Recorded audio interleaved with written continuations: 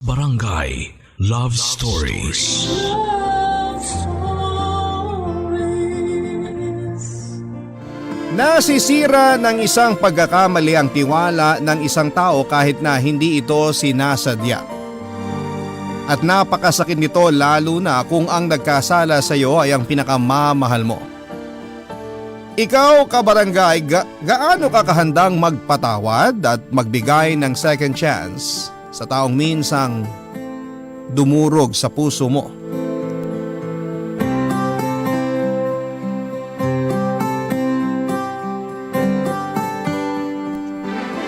Dear Papa Dudut, bago ko po simulan ang aking storya ay nais ko po muna kayong batiin ng isang magandang tanghali.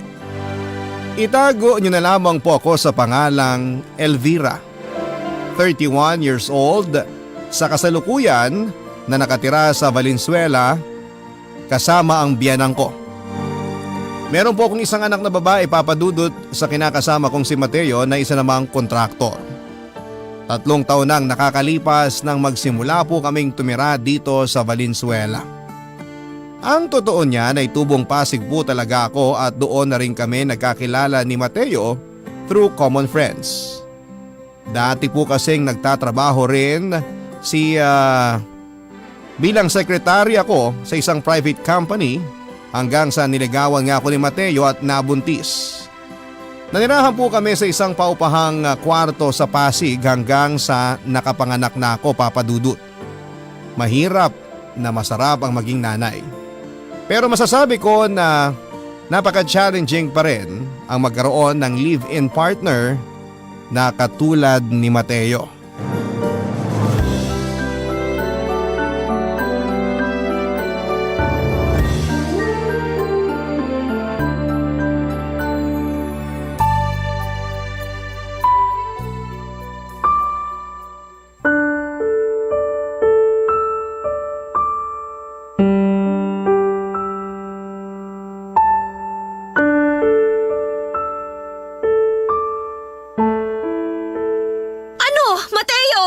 Ano ba kasing problema mo, Vera? Kakapasok ko pa lang ng bahay, nakaangil ka na. Aba, ano ba sa palagay mo ang dapat maging reaksyon ko? Matuwa sa'yo? Pwede ba? Tingnan mo nga kung anong oras na. Pasado 1:00 na ng tanghali. Mabuti na isipan mo pang umuwi rito sa bahay natin. Ano, nagutom ka kaka-basketball mo? Hindi ko maintindihan sa'yo kung bakit ang init-init ng ulo mo. Samantalang nagre-relax lang naman ako sa labas kasama ng mga tropa ko. Ikaw na may sabi.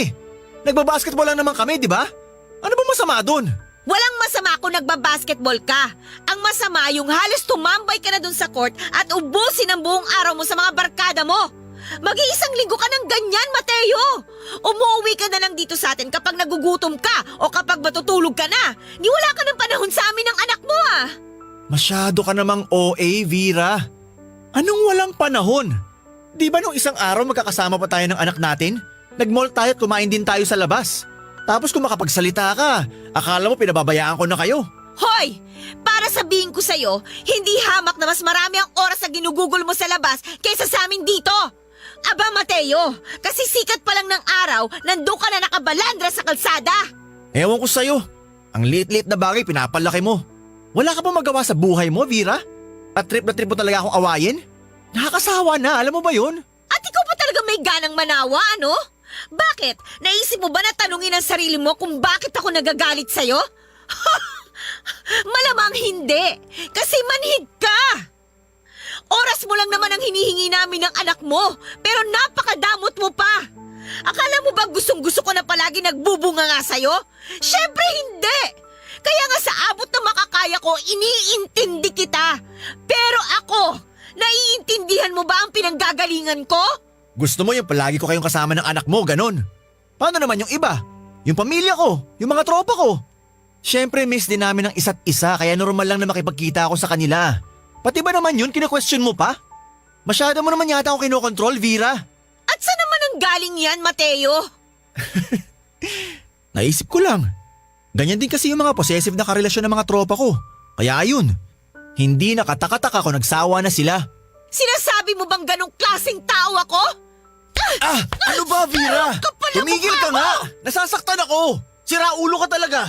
Ikaw ang siraulo sa ating dalawa! Alam mo, mabuti pa nga siguro doon ka na lang sa labas kasama ng mga barkada mo eh! Maglaro kayo ng basketball hanggang sa lumaylay ang mga dila ninyo! Total mas mahal mo naman sila kaysa sa amin ng anak mo eh! Kaya bahala ka na sa buhay mo! Buwisit ka! Pwede ba? Huwag ka nga masyadong madrama dyan. Hindi ako madrama! Ikaw ang walang pakiramdam! At dahil isang kontraktor ay madalas kong saang-saang lugar na didestino si Mateo Papadudut. Ang pinakamalayo na nga po ay ang bandang Visayas at Mindanao. Depende sa laki at tagal ng project nila. Bago kami magkakilala ay pabalik-balik na siya noon sa Manila at Cebu. Nang magkabibi naman po kami, bagaman hindi na tawid dagat ay madalas pa rin na nasa malayong lugar ang kinakasama ko dahil nga sa trabaho niya. Mabait naman po si Mateo Papadudut. Bukod doon ay good provider din siya, maayos at nagwo-workout naman ang relasyon namin bilang live-in partners kahit na LDR kami. Pero sa kabila ng lahat ay nagawa ko pa rin pong maging unfaithful sa kanya, Papadudut.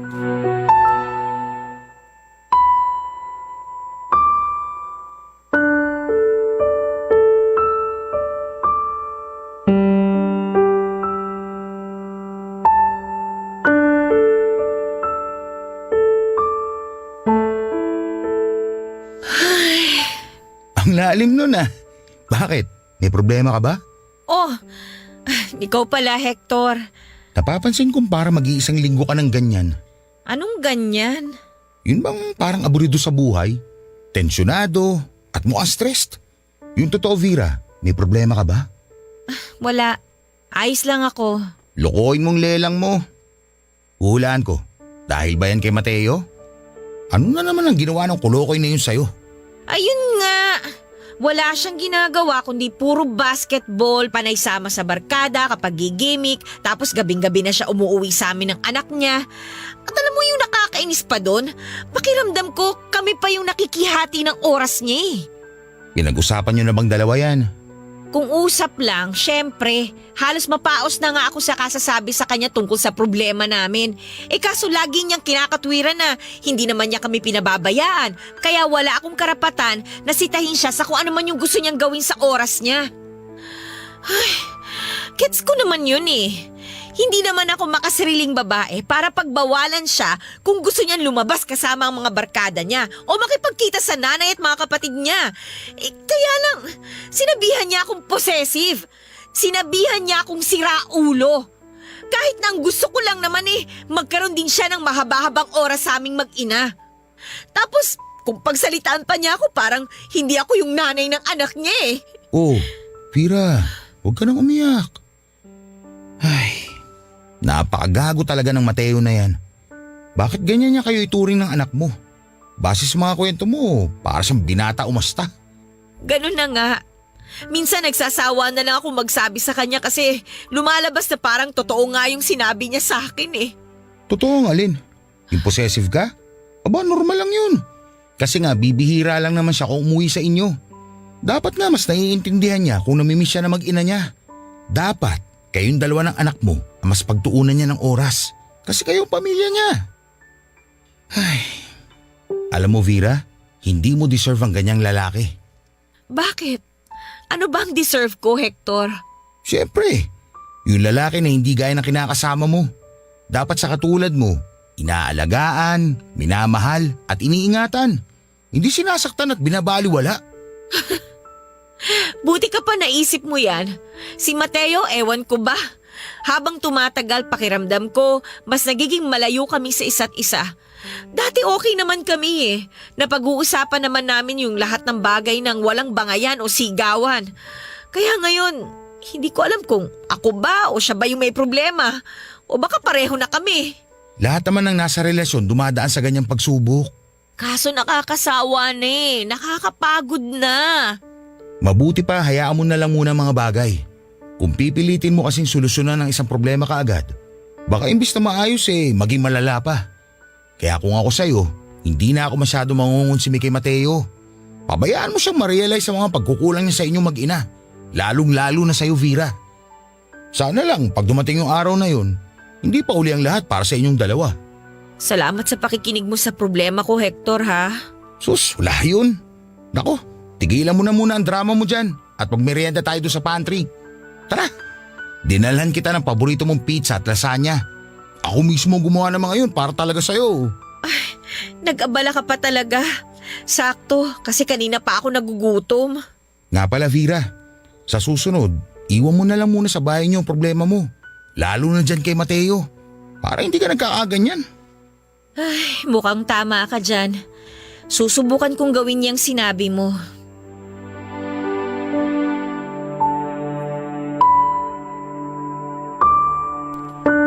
Papadudot 4 na taong gulang na po noon ang anak namin ni Mateo nang maisipan kong magtrabaho muli.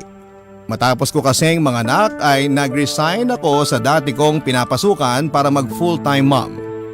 Wala naman po akong pinagsisisihan sa desisyon kong yon dahil nasusubaybayan ko ang paglaki ng anak ko. Kaya lang ay aminado po ako na nakakaramdam ako ng pananawa. Tandang-tanda ko pa na pinagtalunan pa namin ni Mateo ang kagustuhan kong magtrabaho muli kesyo kaya naman daw niya kaming buhayin mag-ina.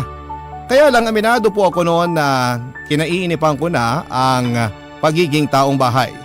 Kaya nga nang sumang-ayon si Mateo matapos ang mahaba-haba naming diskusyon ay kagad kaming lumipat sa bahay ng nanay ko na taga Pasig rin para may mapag-iwanan ako sa anak namin. Doon ko na rin sinimulang maghanap muli ng mapapasukan at hindi nagtagal ay natanggap naman po ako sa isang private company bilang office staff at doon na nga nagsimula ang mabuting pagkakaibigan namin ni Hector na katrabaho ko. Mabait at maunawain, kay Hector ko po nahanap ang kalinga na hindi kayang ibigay sa akin ni Mateo dahil nga malayo kami sa isa't isa at bukod doon ay madalas pa kaming nagtatalo kesa nagkakasundo.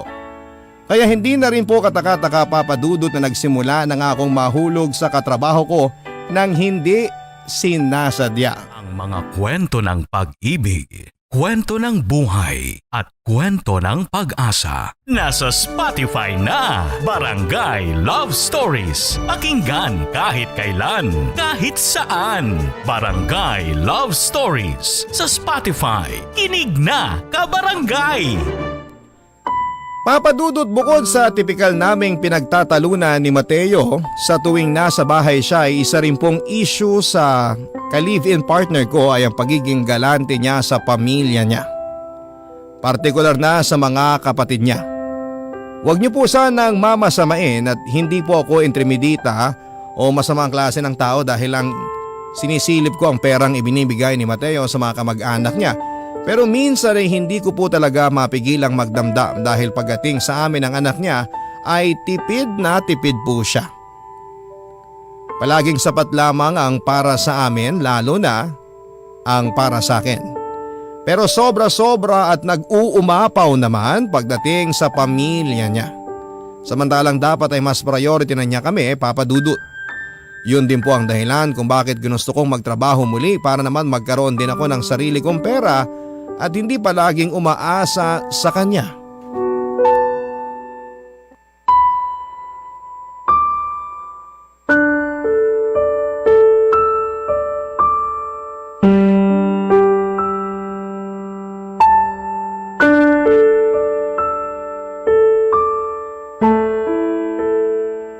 Ay, naku, paubos na palang gatas ng anak natin, Mateo. Hindi na yata ito aabot bukas. Pwede ba? Huwag kang maraming sinasabi dyan, Vera. Kita mong busy ako eh. Tapos dada ka ng dada. Wala namang kakwenta-kwenta yung ginagawa mo, puro ka lang pagsi-cellphone.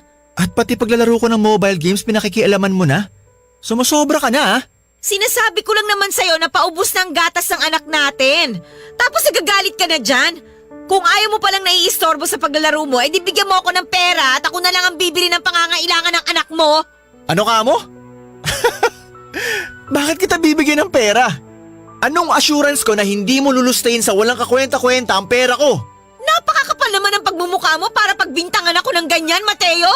Hindi ko na yata nagugustuhan ng tabas ng dila mong lintik ka. Ah, basta. Hindi pa rin kita bibigyan ng pera. Wala akong tiwala sa'yo, no? Ako nang bibili ng gatas. Tsaka yung iba pang kailangan ng anak natin. Alam mo, sumusobra ka na talagang buwisit ka! Aray! Itigil mo na nga yan! Nung nakarang araw, sinabihan mo kong siraulo at possessive. Ngayon naman kung makapagsalita ka, akala mo ginagastos ko kung saan-saan ang perang nakalaan para sa anak natin. Sobra ka na! Hindi tama na pagsalitaan mo ako ng ganyan! Bakit? Simulat sa pulo ko naman ang bumibili ng mga kailangan ng anak natin, di ba? Pati ng mga kailangan dito sa bahay. Ano ba ang punto mo? Hindi ako marunong mag-budget, ganon? Ano ba namang klaseng utak meron ka, Mateo? Hindi ko nilulusay ang pera mo! Alam ko na pala kung bakit ka nagkakaganyan. Yan siguro ang sinasabi sa'yo ng pamilya mo, no? Obvious naman na Ano, tama ako, di ba? Pwede ba? Huwag mo ang idama yung pamilya ko rito. Labas sila rito, Vera. Akala mo ba talagang tanga ako, Mateo? Akala mo ba hindi ko nararamdaman na mainit ang dugo nila sa akin? Lalong-lalo na yung nanay mo? Kasi pakiramdam nila, inagaw ka namin ng anak mo sa kanila. Bakit ba ganyan ang tingin mo sa lahat ng tao sa paligid natin? Ano? Wala na bang matinong tumatakbo dyan sa kokote mo, Vera? Ikaw ang hindi matino sa ating dalawa eh. Ikaw din na nagpapalala sa mga simpleng bagay na dapat pinag-uusapan lang natin ng mahinahon. Ewan ko ba sa'yo? Nagbago ka na talaga. Hindi na kita kilala. Hindi na ikaw yung dating lalaking minahal ko. Huwag mo nga akong linyahan ng ganyan. Wala tayo sa teleserye. Ikaw tong may problema sa ating dalawa. Masyado kang demanding. Masyado kang praning. Ba't di mo kaya subukan kumalma? Hindi yung oras-oras na lang mainit ang ulo mo sa akin. Ginagawa mong issue ang lahat ng bagay. Buisit! Pati pamilya ko dinadami mo pa. Papadudot nung hindi pa ako nagtatrabaho ay wala po talaga akong kapera-pera. Hindi naman po ako materialistic pero syempre iba pa rin kapag may hawak ang pera for emergency purposes. Hindi rin naman po kasi ako noon binibigyan ni Mateo ng pera. Sa katunayan lahat ng sweldo niya ay siya ang humahawak. Siya na rin ang bumibili ng pagkain namin at pangangailangan ng anak namin. Kaya minsan pakiramdam ko ay wala na akong silbi sa relasyon namin, Papa Dudut. Nang minsan kong inopen up sa kanya ang tungkol sa bagay na yon ay pinagtawanan lamang po niya ako. At sinabing taong bahay lang naman ako kaya hindi ko na kailangan pa ng pera. Hindi rin naman daw kami nagugutom kaya dapat ay makontento na lamang ako sa buhay na meron kami ng anak namin. Habang tumatagal na gano'n ang pag-uugali ni Mateo ay lalo po akong nawawala ng amor sa kanya, Papa Dudut. At ng mga panahon na madalas na kaming nagtatalo, mapapersonal man o sa telepono ay napapadalas na rin po na si Hector ang naging takbuhan at sumbungan ko.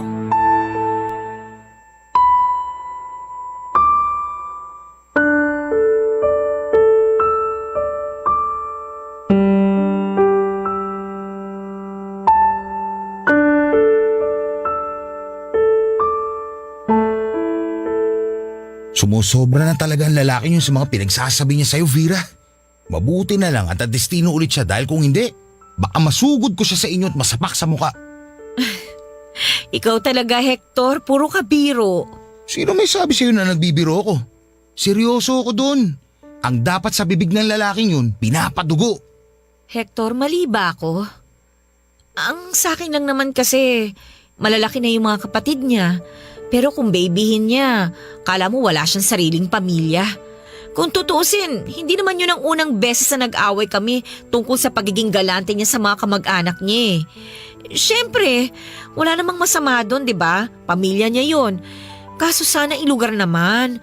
Kung magpamudmud siya ng pera sa mga yon, akala mo napakayaman namin.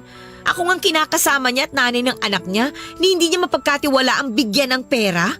Kahit man lang pambili ng pangangailangan ng anak namin. Tapos pagdating sa ibang tao, ganun ang ugali niya. Napaka-unfair lang kasi.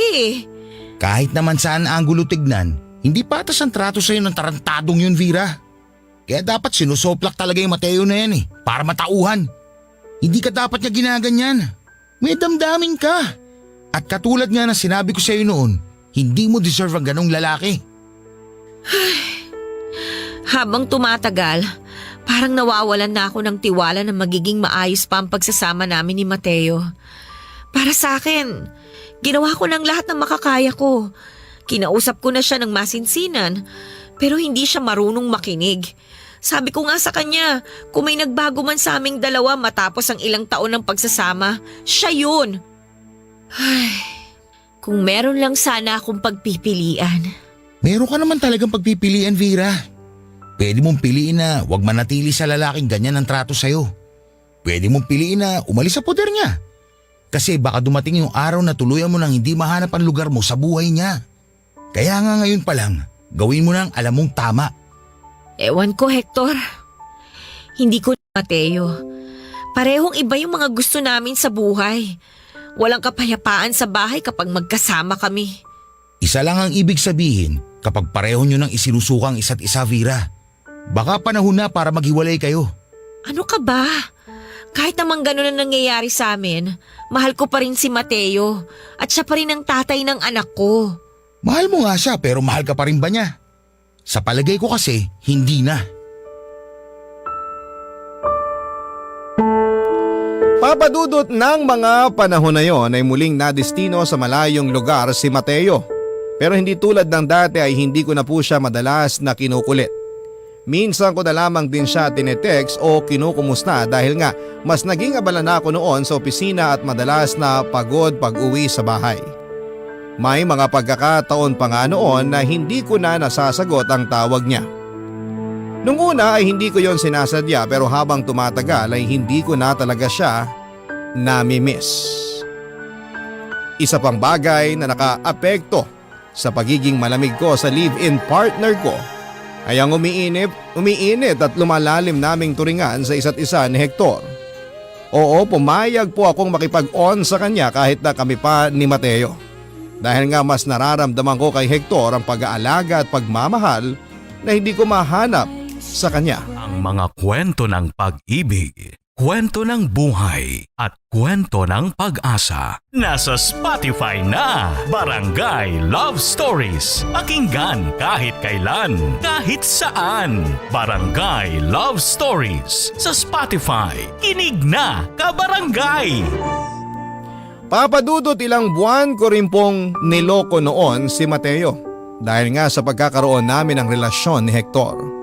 Hanggang isang araw ay napansin niyo ng nanay ko dahilan para kausapin niya ako ng masinsinan, Papadudot. Nung una ay naghihinala pa lamang siya hanggang sa pinaamin na niya ako. At doon ko na nga po sinabi sa kanya ang lahat-lahat ng kagagahan ko.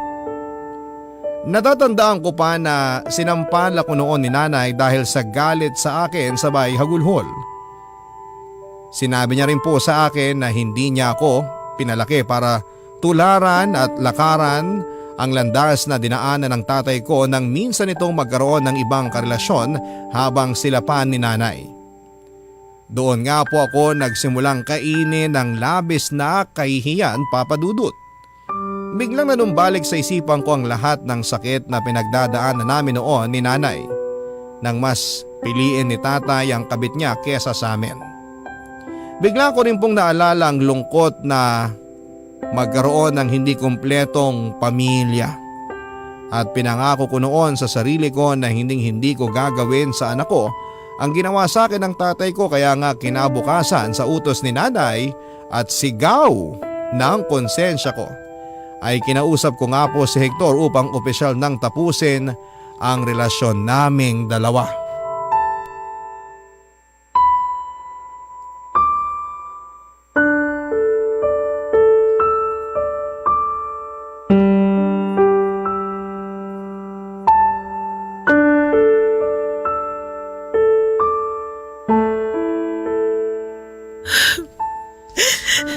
I'm really sorry, Hector. Vera, ano ba nangyayari? Bakit bigla mo na lang gustong tapusin ang lahat sa atin? Naging inaala na ba si Mateo? Alam na ba niya? Walang kinalaman si Mateo dito, Hector. Ako mismo nagdesisyon na tapusin na kung anumang namamagitan sa atin. Pero bakit nga? Hindi ko maintindihan. Nung nakaraang araw lang, ayos pa tayo. Magkasundo pa nga tayo. Sabi mo pa nga, masayang-masaya ka nakasama ako. Pagkatapos ngayon biglang ganito. Sabihin mo, may nagawa ba ako mali? Kasi kung meron man, pangako babawi ako. Huwag mo lang akong iwanan, please. Pero alam mong mali itong ginagawa natin, di ba? Pamilyado na akong tao. Wala akong pakialam kung may pamilya ka na. Tanggap ko yun. Kasi nga mahal kita eh. Kaya please, huwag mo naman gawin sa akin to. Huwag mo naman ako basta itapon na lang na parang basura. Alam mong hindi totoo yan, Hector. Isa ka sa pinakamahalagang tao sa buhay ko dahil ikaw lang ang nakakaunawa sa akin. Ikaw lang yun nandyan sa tuwing kailangan ko na makakausap kapag may problema kami ni Mateo. At nagpapasalamat ako ng taus-puso dahil sa pagiging mabuting kaibigan mo. Kaya lang kasi, tulad nga nung sinabi mo sa akin noon na hindi ko deserve ang trato at pag-uugali ni Mateo. Sasabihin ko rin sa iyo ngayon na hindi mo deserve ang katulad ko. Marumi akong babae. Nagkasala ako sa kinakasama ko at tatay ng anak ko. Naging mapusok ako at mahina. Gusto ko nang itama lahat ang pagkakamali kong yun. Sabihin mo, pinahal mo ba talaga ako? Akala ko kapag ginawa kong lahat ng makakaya ko, magugustuhan mo rin ako na higit pa sa pagiging kaibigan o katrabaho. Mukhang nagkamali ako. Mas mahal mo pa rin si Mateo. Yun lang ang nakikita kong dahilan kung bakit gusto mo na makipagkala sa akin. Patawarin mo ako, Hector. Hindi ko sinasadya na masaktan ka. Kasalanan ko rin naman kasi hinayaan ko sarili ko na mahulog sa'yo. Kahit na alam ko naman na wala akong kalaban-laban kay Mateo. Vera, hindi ako nagsisisi na minahal kita. Ang pinagsisisihan ko lang, pareho tayo nagkasala sa mata ng Diyos. Sa ngayon, gulong-gulo pa talaga ako at nasasaktan ng husto. Pero kung gusto mo ng tuldukan ng anumang meron tayo, naiintindihan ko. Ayoko namang pilitin mo ang sarili mo na gawin ang mga bagay na hindi mo naman gusto at labag sa kalooban mo. Maraming salamat, Hector. Patawarin mo rin ako kasi dinamay pa kita sa mga problema ko. Wala akong pinagsisisihan. Ang gusto ko na lang sa ngayon maging masaya ka. Gawin mo yung sa palagay mong tama. Kahit na masakit, kahit na mahirap. Dahil ganun din ang gagawin ko.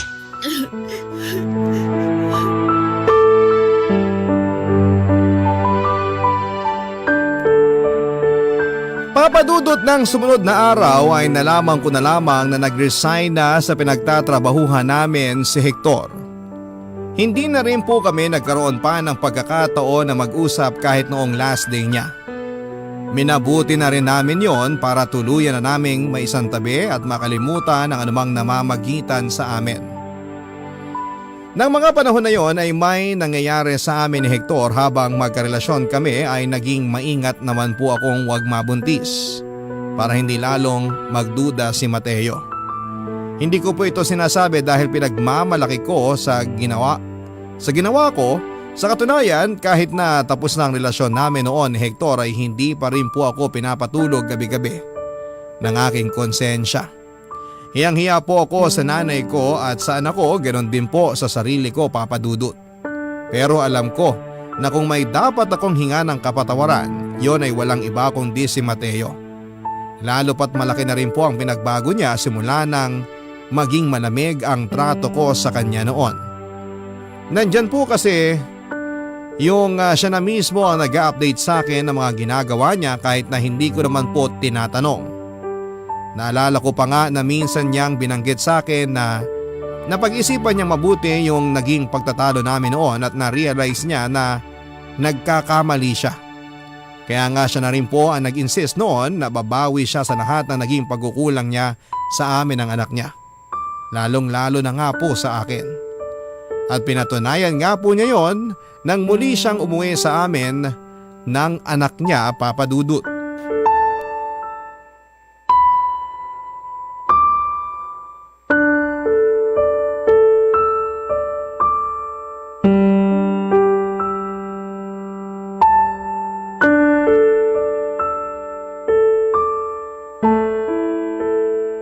Vera, mahal?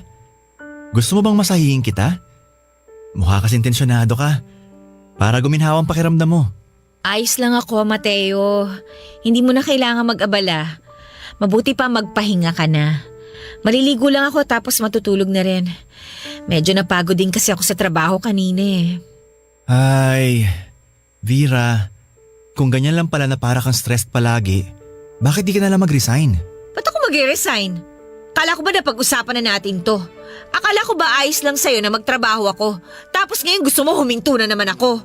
Ang akin lang naman para mas magkaroon tayo ng oras sa anak natin. Lalo na kapag umuwi ako rito sa inyo. Kung alam mo lang namimiss ka na namin ng anak mo. Hindi naman kita maistorbo dahil madalas ganyan. Anong ganyan? Yun bang pagod ka sa trabaho at stressed ka? Natural lang naman yun dahil wala namang petics na trabaho. Dapat nga alam mo yun. Kasi ikaw mismo mas stress at pagod ka pa nga kaysa sa akin noon. Vera, hindi ako nakikipagsigawan sa'yo. Tsaka baka marinig tayo ni na mama. Isipin pa nun nag-aaway na naman tayo. At kailan ka ba nahiya sa kung anong sasabihin ng nanay ko sa atin? Alam mo, ayos ka rin eh, no? Dati naman mas mataas pa nga ang boses mo kaysa sa akin eh. Tapos ngayon daig mo pa ang maamong tuta. Hindi ba sinabi ko na sa'yo na gusto kong bumawi dahil naging gago ko nun? Halos ipagpalit ko na ang oras ko sa inyo ng anak natin sa ibang tao. Nang ma-realize ko yon, nalaman ko kung gaano ako kawalang kwentang partner na tatay. Sana kasi noon mo pa na-realize ang tungkol sa bagay na yan, Mateo. Kasi kung nagkataon, hindi ko sana nagawang pagtaksilan ka. Ha? Anong sinabi mo, Vera? Patawarin mo ko, Mateo. Sandali. Hindi ko maintindihan. Ano ba kasing ibig mong sabihin? Nagkasala ako sa'yo. Nagkaroon ako ng ibang karelasyon habang nasa malayo ka. Hindi ko rin alam sa sarili ko kung bakit hinayaan kong umabot sa puntong yon hanggang sa hindi ko na nga alam kung paano tumigil.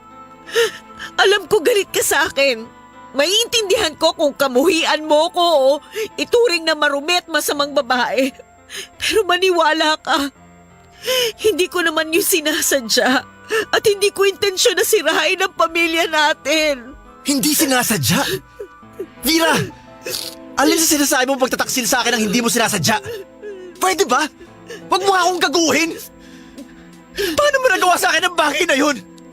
At sino lalaking yun, ha? Kilala ko ba siya? Katrabaho mo ba siya? Sagutin mo ako! Oo, katrabaho ko nga siya pero tapos na kami, Mateo. Nag-resign na rin siya sa trabaho namin. Kahit na! Alam mo, gustong-gusto kitang saktan pero...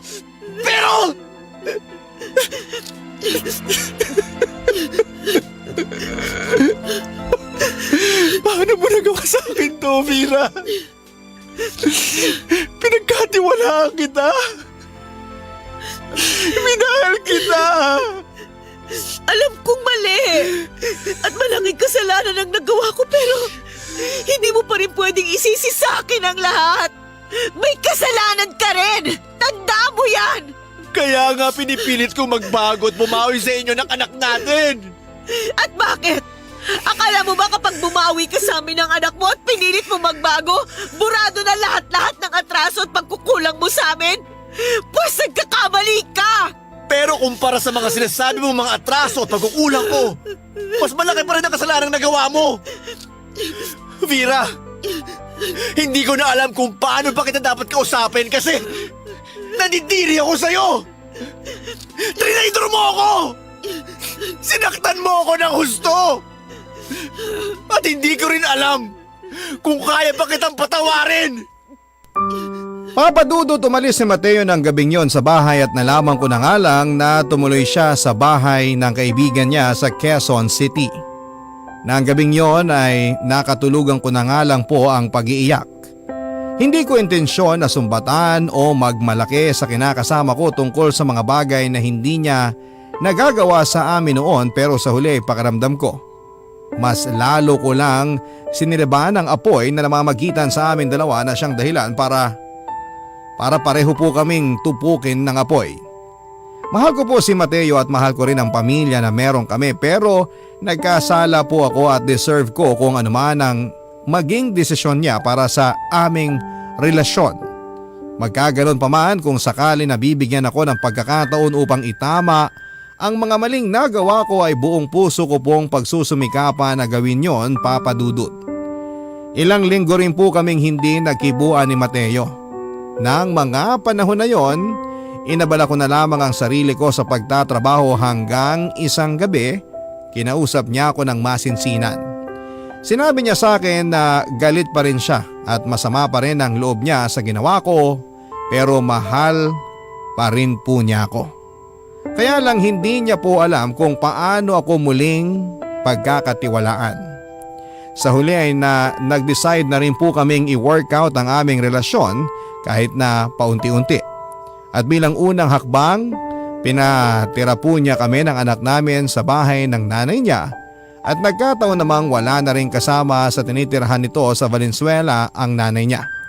Ako na rin po ang kusang umalis sa pinagtatrabahuhan ko at inabala ko na lamang ang sarili ko sa munting tindahan na pinatayo ni Mateo para sa amin. Papadudot bukod sa nanay ko, kami na lang po ng kinakasama ko ang nakakaalam ng pangangaliwa ko. Pinili po naming wag nang sabihin sa pamilya niya dahil alam din po niya ang posibleng mangyari na pag-initan ako sa kanila. Bagay na ayaw naman niyang mangyari sa akin, kaya nga po kahit papaano ay nagpapasalamat pa rin po ako sa kanya. Sa kasalukuyan ay masasabi ko pong unti-unti nang nanunumbalik ang dati naming pinagsamahan.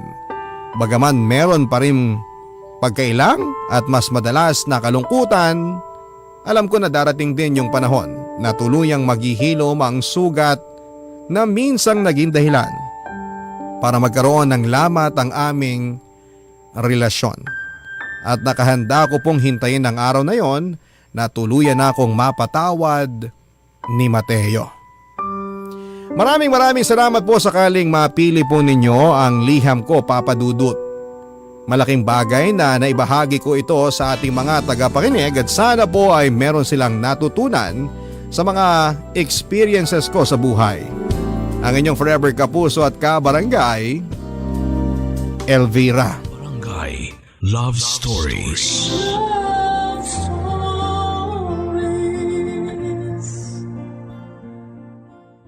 Barangay LS 97.1. 97.1. Number 1. Forever.